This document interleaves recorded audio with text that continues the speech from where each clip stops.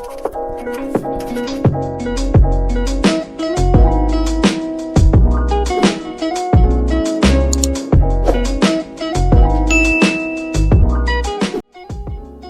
saya Rizka Handila dari Fakultas Psikologi Universitas Islam Riau. Saya akan menjelaskan mengenai prasangka. Menurut Mers 1983, prasangka suatu sikap negatif yang tidak tepat atau tidak benar terhadap suatu kelompok tertentu. Perasaan yang umumnya terkandung dalam prasangka adalah prasangka negatif atau tidak suka, bahkan cenderung benci. Berikutnya, 3 kategori mengenai prasangka. 1. Prasangka kognitif merujuk pada apa yang dianggap benar. 2.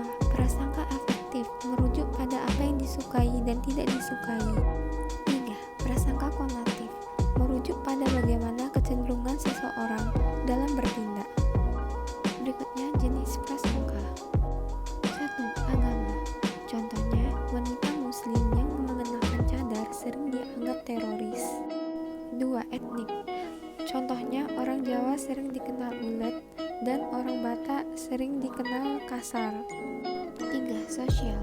Contohnya, menurut pandangan orang kaya, orang miskin adalah orang yang pemalas, sehingga mereka tidak membiarkan anak mereka bermain sama orang miskin. Dan orang miskin pun berpikir kalau orang kaya itu adalah sombong. Itu saja yang saya dapat jelaskan beberapa jenis dan contoh mengenai prasangka. Berikutnya, faktor pembentukan prasangka. Faktor utama: ketimpangan dalam kondisi sosial, ekonomi, dan budaya, kehidupan masyarakat etnis yang berbeda. Faktor lainnya, misalnya suatu kejadian atau peristiwa historis yang benar-benar membekas. Berikutnya, teori prasangka. Teori kategorisasi sosial, teori konflik realitis, teori identitas sosial, teori perbandingan sosial, teori deprivasi relatif, teori frustasi agresi, teori belajar sosial. Berikutnya, mengatasi prasangka. 1. Memutuskan siklus prasangka. 2. Berinteraksi langsung dengan kelompok berbeda.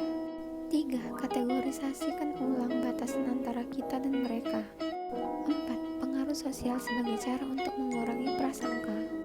Itu saja yang dapat saya sampaikan.